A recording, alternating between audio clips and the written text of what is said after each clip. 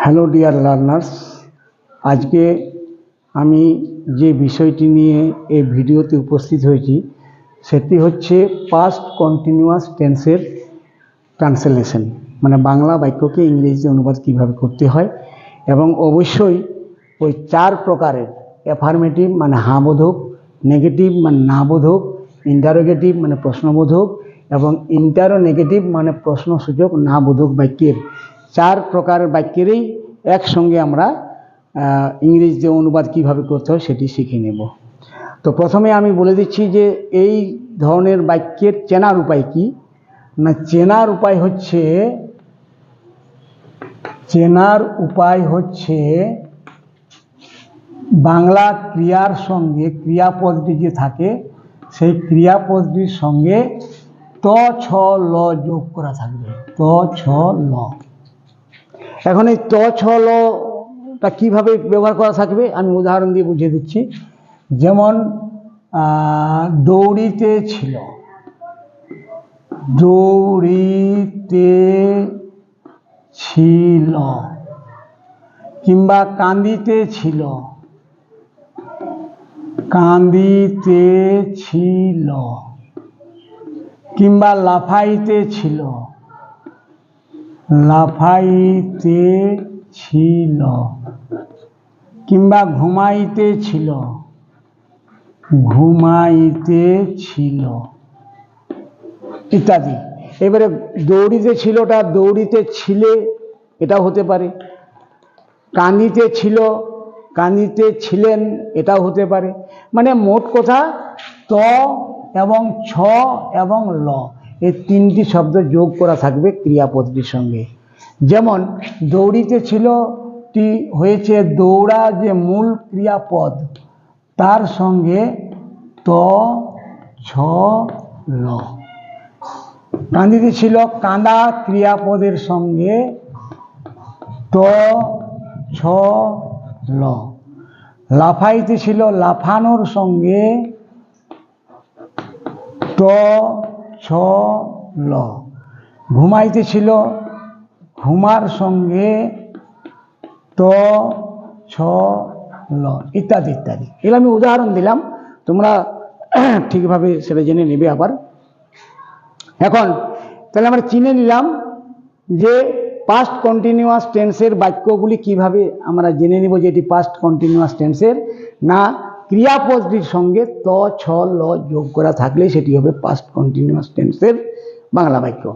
এখন এবারে ইংরাজিতে অনুবাদ করার নিয়মটা কি, তাহলে আমি সেটা বলে দিচ্ছি। ট্রান্সলেশন করার নিয়ম।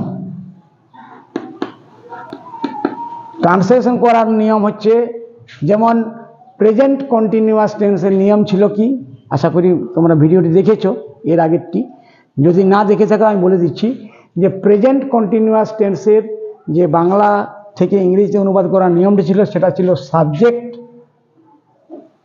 প্লাস ইজ এম আর এর মধ্যে একটি অক্সিলারি ভার্ব।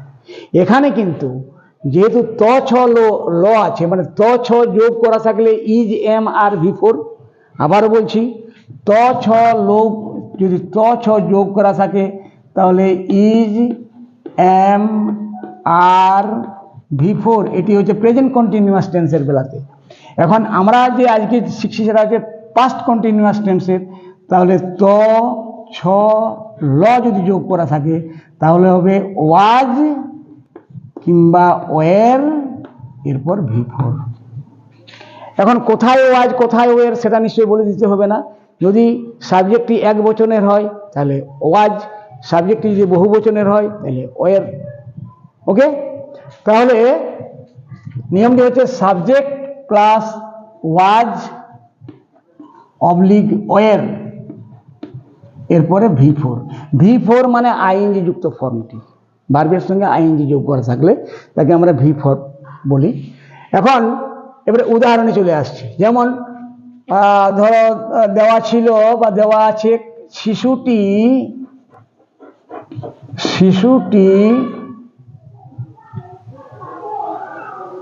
কান্দিতে ছিল। শিশুটি কাঁদিতেছিল, শিশুটি কাঁদিতেছিল, এর ইংরেজিতে অনুবাদ কি হবে?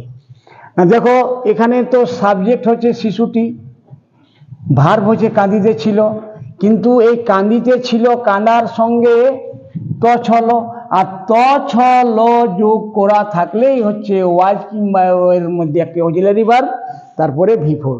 তাহলে কি হবে? শিশুটির ইংরাজি হচ্ছে দ্য চাইল্ড, দ্য চাইল্ড, নিশ্চয়ই শিশুটি মানে একজন, তাহলে ওয়াজ হবে, দ্য চাইল্ড ওয়াজ। আর কান্দিতে ছিল মানে কান্নার সঙ্গে ত ছল, মূল ক্রিয়াপদ হচ্ছে কাঁদা, কাঁদার ইংরাজি আমরা সবাই জানি ক্রাই, তার সঙ্গে আইএনজি লাগিয়ে দাও, তাহলে শিশুটি কান্দিতে ছিল, দ্য চাইল্ড ওয়াজ ক্রাইং। এরপরে এটি হচ্ছে মূল অংশটি। এরপরে এই বাক্যটিকে তুমি আবার লম্বা করতে পারো, যে শিশুটি দুধের জন্য কাঁদিতেছিল বা দুধ পান করার জন্য কাঁদিতেছিল, এটিও হতে পারে। ঠিক আছে, সে যাই হোক, তাহলে শিশুটি কাঁদিতেছিল, দ্য চাইল্ড ওয়াজ ক্রাইং, এটা নিশ্চয়ই বুঝতে পেরেছ। এরপরে এটাকে আমরা করছি কি, নেগেটিভ করছি, মানে না, এটা কিন্তু affirmative, the child was crying, এটা হচ্ছে হ্যাঁ বোধকের বাক্য। এরপরে আমরা করছি নেগেটিভ, মানে ধরো শিশুটি কাঁদিতে ছিল না, তাহলে না বোধক হয়ে গেল। তাহলে তখন কি করতে হবে? শিশুটি কাঁদিতে ছিল না, তাহলে না বোধক হয়ে গেল। না বোধকের হলে কি করতে হবে? না থেকে ঢেকে দিয়ে হ্যাঁ বোধকের করে না, প্রথম কাজ হচ্ছে। তাহলে শিশুটি কাঁদিতে ছিল, দ্য চাইল্ড ওয়াজ ক্রাইং। এইবারে নায়ের ইংরাজি হচ্ছে নট, সেই নটটিকে বসিয়ে দাও, বসার নির্দিষ্ট জায়গা আছে, বসার নটটি বসার কিন্তু নির্দিষ্ট জায়গা আছে বাক্যটির মধ্যে, সেটি হচ্ছে অক্সিলারি ভার্বের পরে। তাহলে এই যে দ্য চাইল্ড ওয়াজ ক্রাইং, এই নায়ের জন্য নট বসবে এখানে, তাহলে হয়ে যাবে কি, the child was not crying. এটি হয়ে গেল শিশুটি কাঁদিতে ছিল না। এরপর আমরা প্রশ্নবোধক করে নিচ্ছি, শিশুটি কি কাঁদিতেছিল, কাঁদিতেছিল, শিশুটি কি কাঁদিতেছিল? ধরো কোনো মা তার শিশুটিকে ঘরে রেখে কোথাও বাইরে গিয়েছিল, ফিরে এসে হয়তো ঘরের অন্যান্য যে সদস্যরা রয়েছে তাদেরকে জিজ্ঞাসা করছে যে শিশুটি কি কাঁদিতেছিল, এই ধরনের বাক্য। তাহলে শিশুটি কি কাঁদিতেছিল, এটির ইংরেজি অনুবাদ কিভাবে করতে হবে? আমি আগেই বলেছি, প্রশ্নবোধক এবং না বোধক করার আগে বাক্যটিকে যদি হ্যাঁ বোধকের করে নিতে পারো, তাহলে কিন্তু প্রশ্নবোধকেই হোক বা না বোধকেই হোক করার কোনো অসুবিধা হবে না। সেটি হচ্ছে কি, যে প্রশ্নবোধক করতে হলে একটাই নিয়ম তোমার মনে রাখবে, সবসময় যে কোনো বাক্যের প্রশ্নবোধক বাক্য করতে গেলে, সেই বাক্যের ইংরেজি অনুবাদ করতে গেলে কিছুই করতে হবে না, হ্যাঁ বোধকের করে নেবে। হ্যাঁ বোধকের করে নেওয়ার পর অক্সিলারি ভার্বটিকে তুমি বাক্যের প্রথমে এনে দিবে। তাহলে এখানে যে ছিল the child was not crying, এখানে তো নট হবে না, এখানে তো না নেই, তাহলে কি হবে? শিশুটি কি কাঁদিতেছিল, তাহলে কিটাকে ঢেকে দাও, তাহলে কি হয়ে গেল? শিশুটি কাঁদিতেছিল, তাহলে the child was crying, the child was crying, এটা হ্যাঁ বোধকের হয়ে গেল। এটা কিন্তু এখন সম্পূর্ণ এই বাক্যটি ইংরেজিতে অনুবাদ হয়নি, আমরা হ্যাঁ বোধকের করে নিলাম। এরপরে যেহেতু প্রশ্নবোধকের করতে হবে, কিছুই করতে হবে না, এই যে ওয়াজটি রয়েছে সেই ওয়াজটিকে তুমি বাক্যের একবারে প্রথমে নিয়ে আসো, তাহলে কি হয়ে যাবে? ওয়াজ দ্য চাইল্ড ক্রাইং,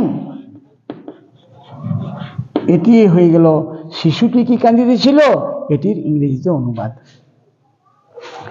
এরপর আমরা তাহলে কি কি শিখলাম? অ্যাফার্মেটিভ শিখলাম, হ্যাঁ বোধকের শিখলাম। হ্যাঁ বোধকের সময় কি করতে হবে? সাবজেক্ট প্লাস ওয়াজ ওয়ের V4, এটি হচ্ছে হ্যাঁ বোধকের। নেগেটিভের ক্ষেত্রে কি করতে হবে? প্রথমে নেগেটিভের যে সূচক, নয়ার্থক সূচক যে শব্দ দিবে সেটা ঢেকে দিবে, নাটাকে ঢেকে দিবে, এবং অক্সিলারি ভার্ব যে ওয়াজ ওয়ের পরে নট লাগিয়ে দিবে, হয়ে গেল না বোধক। ইন্টারোগেটিভের সময় কি করতে হবে, অক্সিলারি ভার্বটিকে বাক্যের প্রথমে নিয়ে আসতে হবে। আর ইন্টারোনেগেটিভ করতে গেলে কি করতে হবে, আমি উদাহরণ দিয়ে দেখিয়ে দিচ্ছি।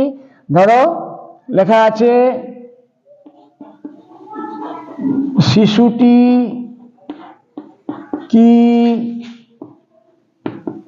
কাঁদিতেছিল না, কাঁদিতেছিল না। দেখো এখানে কি প্রশ্নবোধক, না না বোধক, অর্থাৎ এটি বাক্যটি হলো ইন্টারোনেগেটিভ সেন্টেন্স। এখন এর ইংরেজি অনুবাদ কি করতে হবে না, দেখো কিটাকে ঢেকে দাও, নাটাকে ঢেকে দাও। তাহলে কি হচ্ছে, শিশুটি কাঁদিতেছিল। শিশুটি কাঁদিতেছিল মানেই হচ্ছে the child was crying, the child was crying, the child was crying. এরপরে কি করতে হবে, হ্যাঁ বোধকে করে নেওয়ার পর এরপরে না বোধক, নায়ের জন্য নট লাগিয়ে দাও, এবং নটটা একটা নির্দিষ্ট জায়গায় আছে, সেটা হচ্ছে অক্সিলারি ভার্বের পরে। তাহলে কি হবে, the child was not crying, the child was not crying, the child was not crying. এরপর প্রশ্নবোধক করে দাও। তাহলে এই যে ওয়াজ নটটি রয়েছে, এই ওয়াজ নটটিকে তুমি বাক্যের একেবারে প্রথমে লিখে দাও। তাহলে was not the child crying, এটি হয়ে গেল ওই বাংলা বাক্যটির ইংরেজিতে অনুবাদ। এরপর আমরা একটু অ্যাডভান্সে যাচ্ছি এই ইয়াতে। এখন ধরো একটা আমি অন্য প্রকারের বাক্য নিচ্ছি, সেটি হচ্ছে যদি বলা হয় যে শিশুটি কেন কাঁদিতেছিল, শিশুটি কেন কাঁদিতেছিল, এই বাক্যটির ইংরেজি অনুবাদ কি হবে? এটি প্রশ্নবোধক। তাহলে প্রথমেই প্রশ্নসূচক যে শব্দটি রয়েছে কেনটাকে ঢেকে দাও। তাহলে শিশুটি কাঁদিতেছিল, খুব সিম্পলি তোমরা বলতে পারবে যে দ্য চাইল্ড ওয়াজ ক্রাইং। এরপর প্রশ্নবোধক করে দাও। তাহলে প্রশ্নবোধক করতে গেলে ওয়াজটাকে আগে লিখতে হবে। তাহলে হয়ে যাবে ওয়াজ দ্য চাইল্ড ক্রাইং, প্রথমত হয়ে গেল। কিন্তু এই কেনর ব্যবহার এখনো হয়নি। কেনর ইংরেজি হচ্ছে, কেন একটা WH ওয়ার্ড বা কোশ্চেন ওয়ার্ড, যার ইংরেজি হচ্ছে হোয়াই। যদি কোনো বাক্যে কোনো WH ওয়ার্ড বা কোশ্চেন ওয়ার্ডের ব্যবহার করতে হয়, সেটিকে কিন্তু করতে হবে অক্সিলারি ভার্বেরও আগে। তাহলে এখানে হবে why was the child crying. আশা করি বুঝতে পারছো। তাহলে আমরা আজকে যে পাস্ট কন্টিনিউয়াস টেন্সের বিভিন্ন বাংলা বাক্যের ট্রান্সলেশন কিভাবে করতে হয় আমরা একে একে শিখে নিলাম। আশা করি তোমরা বুঝে নিয়েছো। আর যদি বুঝতে কোথাও কোনো অসুবিধা থাকে আমাকে কমেন্ট বক্সে জানাবে। প্রয়োজন হলে আমি অন্য ভিডিওতে এই বিষয়টি নিয়ে উপস্থিত হব তোমাদের সামনে। তোমরা মন দিয়ে পড়াশোনা করো, ভালোভাবে শেখো, রেজাল্ট করো। এবং আমি আজকে এখানে শেষ করছি। শেষে যাওয়ার সময় একটা কথা বলে যাই, যদি ভিডিওটি ভালো লেগে থাকে তাহলে ভিডিওটিকে লাইক শেয়ার করে দিবে। আর এরকম ভিডিও পেতে আমার যে চ্যানেলটি রয়েছে সেটিকে সাবস্ক্রাইব করে দিয়ে বেল আইকনটি প্রেস করে দিবে। ওকে, ধন্যবাদ।